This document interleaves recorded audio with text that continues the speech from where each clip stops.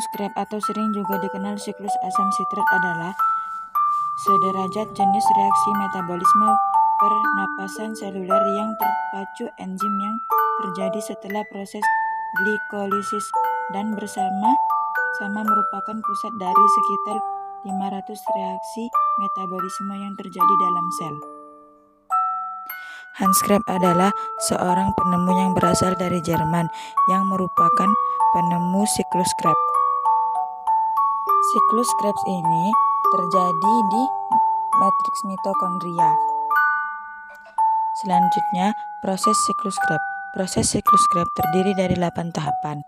Pada tahap yang pertama, asetil-CoA yang memiliki 2 atom karbon merupakan hasil dari dekarbosilasi oksidatis akan mengalami kondensasi bersama dengan senyawa oksal asetat yang memiliki 4 atom karbon, sehingga antara gugus asetil dan aksoleasetat membentuk ikatan menjadi senyawa beratom 6 yang dikenal sebagai sitrat atau asam sitrat, karena asam sitrat ini merupakan senyawa yang terbentuk pada tahap pertama. Siklus ini dikenal sebagai siklus asam sitrat. Pada saat pembentukan asam sitrat ini, CoA akan dilepaskan sehingga sitrat tidak memiliki koenzim A. Enzim yang berperan pada tahap pertama ini adalah sitrat sintase. Selanjutnya, pada tahap kedua, sitrat akan mengalami perubahan menjadi isositrat yang masih memiliki karbon 6 karena reaksi yang terjadi pada tahap ini hanya isomenkasi akan mengubah dari satu senyawa menjadi senyawa lain yang masih rumus senyawa yang sama. Pada tahap ini terjadi 2 reaksi, yaitu belasan molekul air atom H2O yang prosesnya dikenal sebagai dehidrasi. Namun, kemudian pada tahap ini juga terjadi proses penambahan molekul air yang prosesnya dikenal sebagai hidrasi. Proses pengubahan sitrat menjadi asam sitrat ini dikatalis oleh enzim akonitase. Selanjutnya, pada tahap yang ketiga, isositrat yang memiliki 6 karbon akan diubah menjadi alfa-ketoglutarat yang memiliki 5 atom karbon, sehingga pada tahap ini terjadi pelepasan ikatan yang berarti ada elektron yang dilepaskan pula. Elektron yang dilepaskan ini akan diterima oleh NAD+, sehingga membentuk NADH.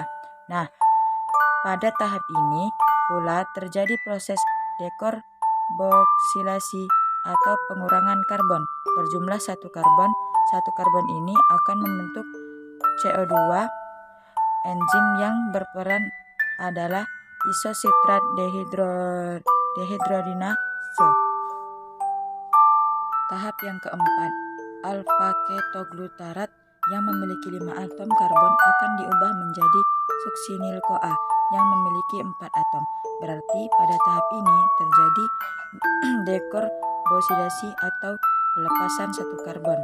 1 karbon ini akan membentuk molekul karbon dioksida pula.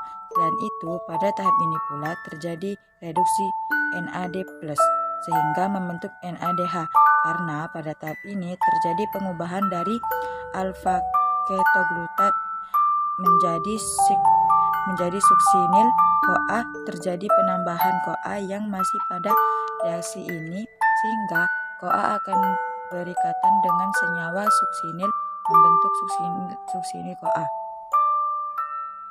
Enzim yang berperan pada tahap ini yaitu alfa-ketoglutarat dehidrogenase. Selanjutnya, tahap yang kelima, suksinil CoA yang memiliki 4 karbon atom yang akan diubah menjadi suksinat yang masih memiliki 4 atom karbon. Pada tahap ini tidak ada pengurangan atom karbon seperti pada tahap sebelumnya.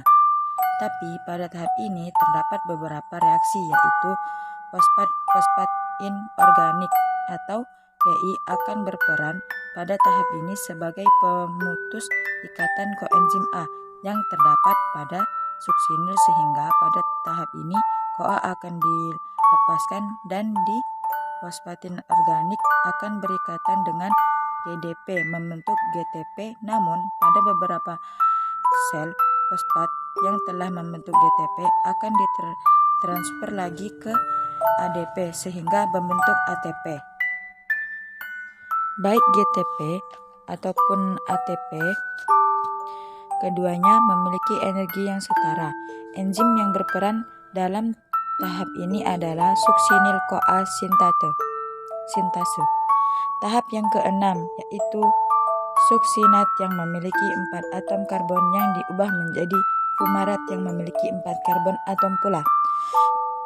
Nah, pada tahap ini terjadi pelepasan elektron, sehingga elektron akan ditangkap oleh FAD membentuk FADH 2 kali. Enzim yang berperan untuk mengkatalisi nyawa suksinat menjadi fumarat adalah suksinat dehidrogenase. Selanjutnya, tahap yang ketujuh. Terjadi pengubahan fumarat menjadi malat. Enzim yang berperan pada tahap ini adalah fumarase. Pada tahap ini terjadi penambahan air atau H2O yang prosesnya dikenal sebagai hidrasi. Selanjutnya, tahap yang ke-8. Marat akan diubah kembali menjadi oksaloasetat. Pada tahap ini pula terjadi pembentukan NADH yang berasal dari NAD+.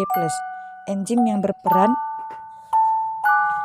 dalam tahap ini adalah malat dehidrogenase. Dengan demikian, dalam satu kali siklus menghasilkan 3 NADH, 1 FADH 2 kali, dan 1 ATP karena pada dekarboksi oksidatif menghasilkan 2 asetil-CoA.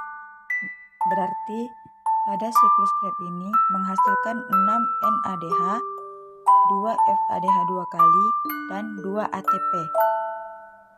Nah, itulah materi tentang siklus Krebs.